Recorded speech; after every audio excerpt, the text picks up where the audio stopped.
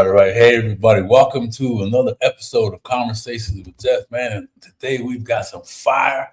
You do not want to miss it. Listen, if anyone's around women's health, education system, prison system, any of those places that house tons of females, man, you want to be here at this message. Corporately, also, man, we've got a young lady coming up who is the right person to deliver this message, the right person to bring this service to us, right person that is committed. Oh man, is committed to making a difference, bringing the education, bringing the resources to communities that are underserved. Right. So what's our title today? Menstrual health and period poverty. We're gonna find out what period poverty is. We're gonna talk about why that's so important, why they're still getting women's health wrong. Man, I want to know more about that because I call myself trying to understand that process. But man, I can't wait to speak to our next guest, right? So anyway, for those of you who don't know me, my name is Geoff Tyson, affectionately known as the Comeback King and host of Conversations with Geoff, where our message and our mission is to amplify stories from all over the world, from guests like are coming up next, to take you from stinking thinking to purpose, right? From struggling to strength, man. Come on now. So anyway, today we want to find out some great things from our next guest. Just really quickly, she's been in the education industry. Before she made this pivot, she was doing tremendous things in the education world. She was at one of the top schools in the world, right, in education. And she's like, man, she found her purpose and she found her calling. And now, I'm just going to look and make sure I don't miss anything because, oh boy, she is surrounding menstrual health, period poverty, and women's health leadership. Right? I'm going to say it one more time. We explore the real issues surrounding menstrual health, period poverty, and women's health leadership with my next guest, the period plug, my friend, Monique Black, founder of the Time of the Month Club. This is the bold lady, guys. So get ready. Call everybody you know because she's got a special announcement at the end of this that you don't want to miss. What's up, Monique? Hi. How are you? Doing fantastic. And yourself? I'm doing great. Wonderful. All right. Well, it's nice to see you. Thanks for taking the time out. I know you don't have much time. So I'd like for you maybe just tell the folks who you are really quickly that I may not have touched on. And let's get to what the message is today. Okay, great. Yes, my name is Monique Black. I go by the period plug. I'm a vaginal health educator. I educate on the importance of monitoring your vaginal and menstrual fluids to help prevent things like fibroids, to help deal with endometriosis, help with understanding infertility and all of the things by way of the menstrual cup. So I promote the use of the menstrual cup, which is 100% medical grade silicone item that you use in place of tampons and pads. So you use this, it's reusable up to 10 years and it helps to end period poverty. Man, so that's just, so how to get to this for you, right? I mean, when did you discover this thing and why are you so passionate about it now? Well, I used to live overseas, and before I went there, I had some friends say, hey, those traditional products that you're used to, we're not going to have them. So you're going to have to get a cup. And I had never even heard of a cup, didn't know what it was. And I was like, I'm not using that. But right. When I started using it and I kind of did a deep dive into the benefits of it. And then I was like, hey, how come the people over in America, how come they don't know about this? Because I had never heard of it. Yeah. It was that in addition to the company that I worked for, they provided 100% healthcare for everywhere except America. So it kind of made me, look at the disparities that women of color especially face here in America.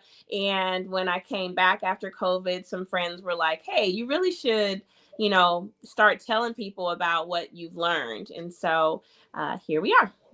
Yeah. It really is important to have this education around this, right? So when people hear about the cup, what are some of the things that they are kind of confused about. Can you tell us in terms of sustainability, cleanliness? How is that? Yeah, there you go. Yeah, Well, let's just so take a look at it. Talk to yes, us. this is a cup. If you've never seen one before, this is a menstrual cup.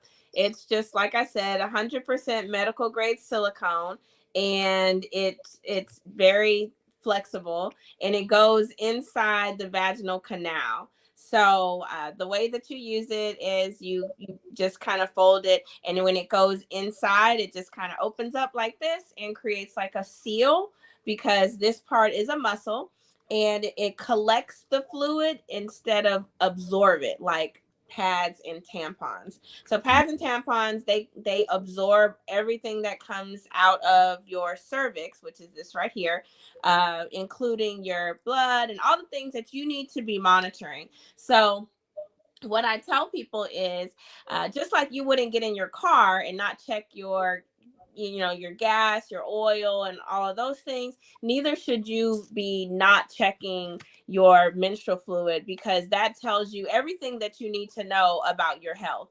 And it's directly tied to your gut health. So it's like if someone says, oh, I'm having stomach problems, and they had never even heard of being lactose intolerant. That's a big thing, but what's happening is they're going to the doctor and they're saying, oh, I'm having heavy bleeding, or I'm have extra heavy cramps and it's unbearable, and they're given either like a birth control pill or a hysterectomy. Yeah. And so that's just because there's a disconnect. Like, you don't know what your symptoms are because you're not able to monitor what's coming out of you. So no different than, like I said, going back to the lactose intolerant. If you're like, hey, I keep having stomach problems, and you don't know what being lactose intolerant is, and that there is something that you can do to prevent that, and them saying, oh, we'll just take your stomach out. Like, it's just, I mean, put very simply, like, American women get hysterectomies at an alarming rate when it's not necessary. Yeah. So if you would just maybe do something a little bit differently. And so that's what my organization is for. We have a partnership with Baker Ripley where we go into their facilities and talk to the underserved communities and pass out free menstrual cups.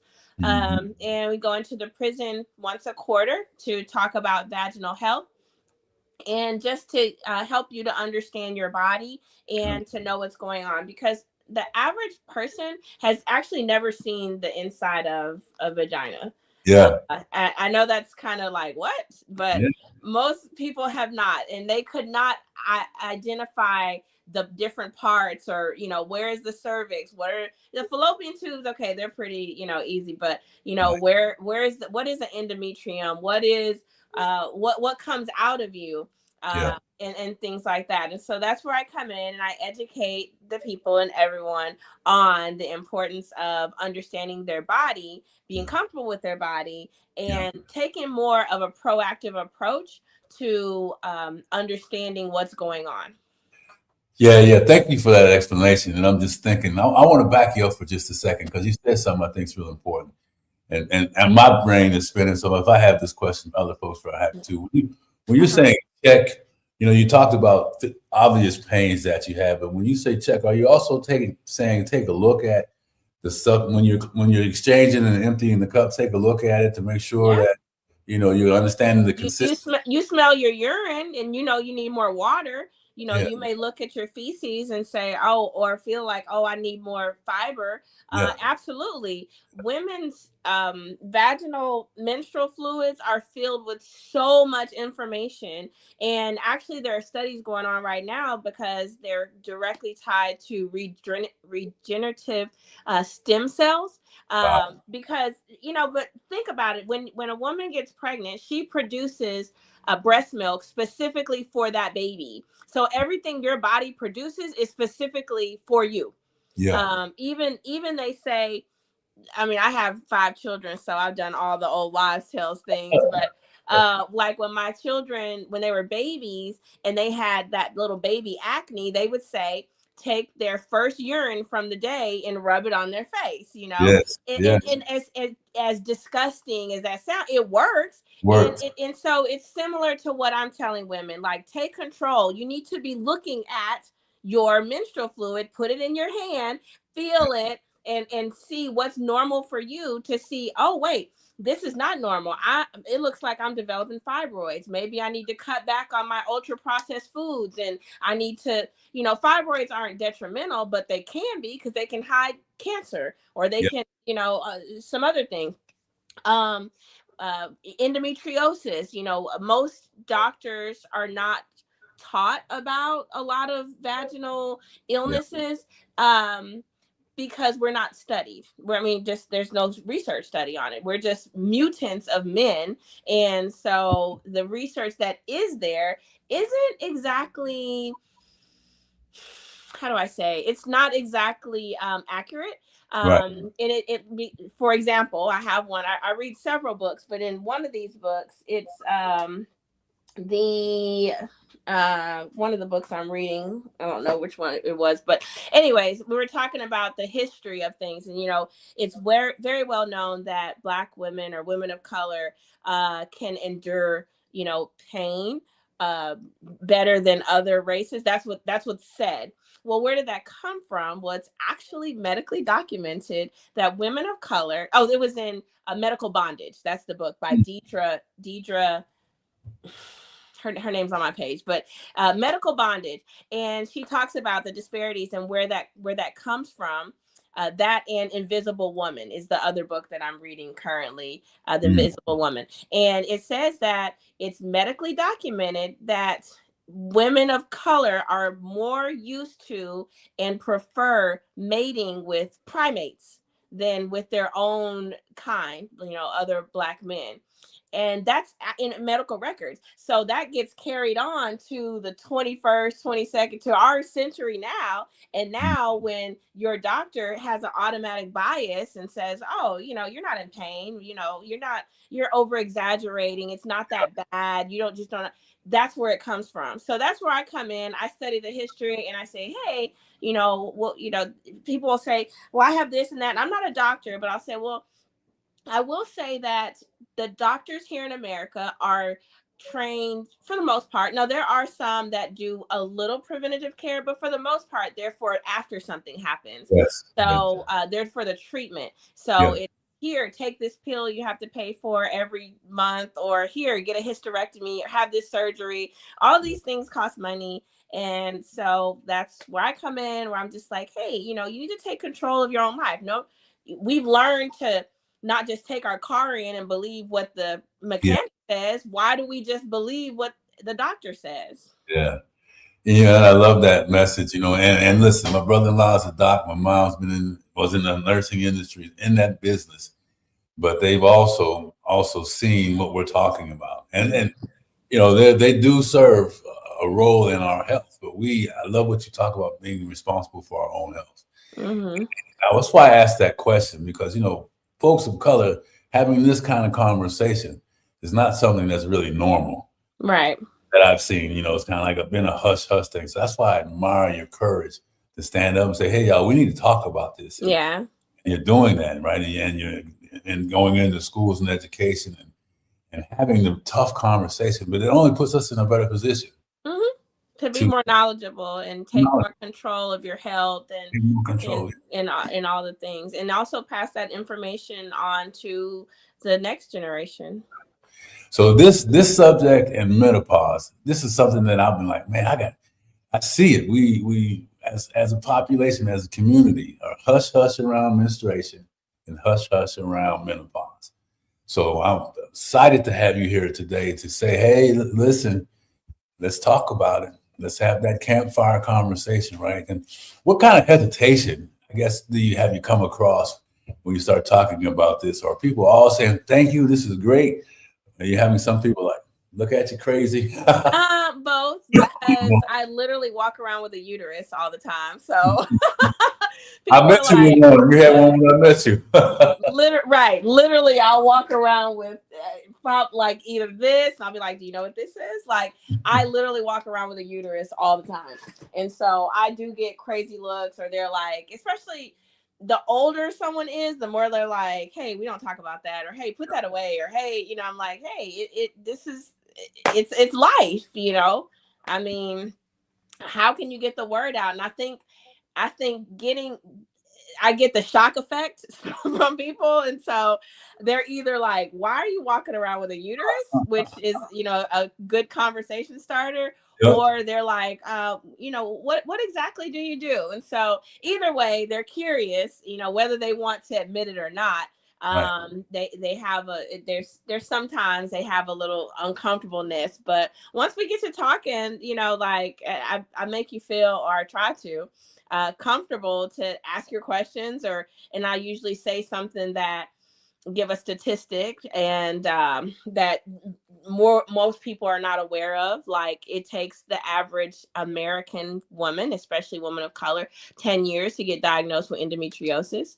Wow. That 1 in 3 women pass off symptoms of vaginal illnesses as normal, because they'll say, oh, that's just part of being a woman, or you just, you know, you're just being a baby, you know, that cramps are normal. Like, that's not normal. Heavy bleeding's not normal. Or when people say all the time, like, I have super heavy periods, and I'm like, that's not normal.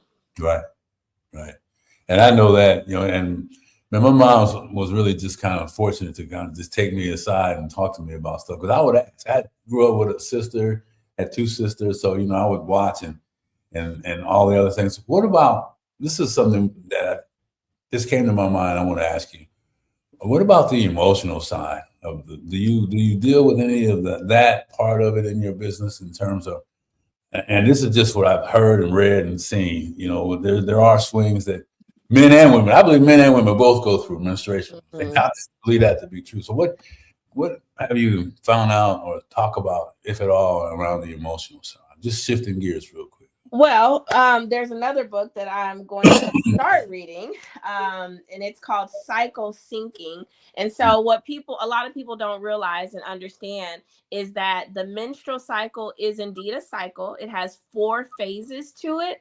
So you have the menstrual phase, and then you have the follicular phase. And after that, you'll have the ovulation phase and the luteal phase. And each of those phases like require they have different characteristics. I think most people are familiar with the luteal phase. That is when the woman is the moodiest. Don't ask me nothing. Don't say nothing. Don't talk to me. I'm not starting nothing. I ain't going nowhere. I'm not nothing. You're like, I was literally just in a good mood yesterday. I don't care. I'm not like that today. Don't talk to me. And and then like a few days later, not even like maybe 3 or 4 days later, depending on your body, you may feel like, oh, I feel the prettiest, and oh, I can accomplish everything. Oh, you're just the best. You're wonderful. And you're like, this lady's crazy. Because and that's where the crazy woman comes in. Yes. Because we've been labeled so long. As a matter of fact, like the Harlem Witch trial, you know, like that was just women in their luteal phase, or even like The Exorcist. Like, I think The Exorcist was based on someone who was possessed by the devil, but that wasn't it. It was a woman that was having extra bad periods that, you know what I mean? Like, she just couldn't control, because it's so painful, and she was so and I think she had endometriosis, and she was a little schizophrenic, which we all are something, but you know, like, and they just took that and highlighted it like, oh, these devil women, but that's not it at all. It's just understanding your phase and your cycle. And actually, my organization, we're working on an app to help women to understand that too, for you to personally know when is your cycle, when are your luteal phase days. And I'll say in a heartbeat, I'll tell my kids or whatever, I'll be like, hey, I'm in luteal, so talk to me at your own risk. Okay. Catch me in about 4 or 5 days and we'll be good. But today may not be your day. That's right. And if they are smart, they're listening. And if they're smart, they'll listen. They are fortunate that you're able to tell them that, because I'm thinking about, as you're talking about, how important this is in relationship, men and women, right? Yeah. And look at how these things, because they're real. It's not. I mean, this is scientific information. Mm-hmm. And don't, fellas, don't ask her if she's on her period. Just don't do that. Don't do that. Yeah. Don't. Don't. You just keep a little mental track, like, okay, luteal phase. Keep a little phase. That's right. Follow you so you can get the real information. Because that's right. I mean, it's just so important to and I enjoy talking to men also. So if there's an opportunity to just talk to men, and I allow, when I do talk to them, I'll say, hey, ask your questions. Like, I don't understand women. Women don't even understand women. So I can't even tell you how, of course, the men don't. But what I can say is that if you start paying a little more attention to her different phases and how to support her during those phases, that will help you communicate better. Do not ask her when she's in her luteal phase, if she can start any projects, if she can help you with anything, because it's gonna be like, why you can't do it yourself? Why you can't? And you're like, wait a minute, you just said, like, that's not the time to ask her. Or, you see her and like, dang, you're in a really good mood. Oh, she's in her follicular phase. Okay, this is when I need to ask her, hey, can we go on that trip? Or hey, can we do this? Can we spend it? Like, that's when you ask her during that time. So helping men understand that also helps. And then, the other side to that is, especially if they're in the intimacy part, like if you don't understand what some things are coming out of a woman, like you're affected too, because there are 5 STDs that men can carry, they get from women and don't have any symptoms and don't know, and they just pass it on to other women. So if you're in a relationship, you can take more control and be like, hey, I noticed this smell, or and it's not just a fishy smell. Like there's a pungent smell, and it's like really it's a pungent smell, and there's some other symptoms, like there's a lot, it's very watery. That could be a sign of a carcinoma, which is cervical cancer. So there are things that that men too can take accountability for and help these women. And when I do talk to men, I said, hey, if you have a daughter and your daughter comes to you and says that she's had a headache for a week, would you take that lightly? And they're like, no, of course not. So why do you take it lightly if she says she's had cramps for a week? It's the same thing. She could, they start off, you can start your cycle as young as 8 and start having discharge as young as 7. If we ask the questions, hey, what color is it? What did it feel like? What did it smell like? Then we could help prevent infertility. We could help prevent things like fibroids. Like, okay, maybe in your diet you shouldn't be eating so much of this, and we need to incorporate some more of cinnamon or turmeric, or simple things like that. And this information that you're talking about is free information. It's just education. It's just education that we can use and believe to be true, right? Because it prepares. We want to stay out of the hospital, right? And the things that you're talking about, the little tips, I hope people are listening to all of this stuff, because I'm jotting down notes when I can. I'm gonna go back and listen to this again, and then make sure that I share it with my daughter and her granddaughter, her daughters, because we can only get better by education and doing things. And you being bold enough to show up. Yeah, and if anyone wants to learn more, I'll be back at the Ripley House in April. I'm working on it. It's always the third Thursday of the month, in the evening, usually like I think 5:30 or 5:45 to 7. Maybe it's 6 to 7. I have to look at the schedule, but it's going to be at a Baker Ripley, and I'm working on some other Baker Ripley properties to get in there also for what's convenient. And you can sign up on my page on Instagram, _period plug. I'm always posting the classes, in addition to the business page, which is that time of the month club. And I just want to mention also that I am hosting a gala this Saturday. Yes, I know it's rodeo cook-off day, but I also have unlimited liquor without the lines. Okay, I got unlimited liquor without the line. You don't have to wait in line where I am. Okay, at my event, It's unlit open bar. We got food. We gonna feed you. We got a DJ. It's really like a whole personalized tent, if you be honest. Like for a fraction of the price, like half of the price. So so you can go to allredgala.org and check that out. Or if you can't make it, we also appreciate any donations. So, and what is the gala? I mean, obviously to support the movement. Yes, it's a fundraising event to help.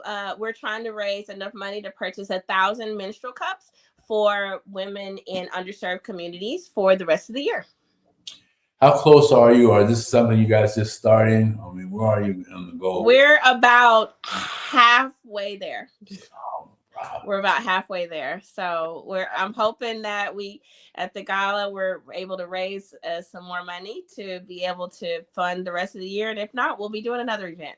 Yeah. So what you're saying is, folks, listen to this message, reach in your pocket, be kind in spirit, and make a difference in the community is what I hear you saying. That'd be nice. Yes. That's what you do. Not only here, but every time I see you, you're always showing yourself as someone that's doing the service that you're meant to do. So, and keep doing the amazing work that you're doing. And I know that you have another place to be here in the next couple of minutes. So before you leave, what do you want to say to summarize everything that you've talked about?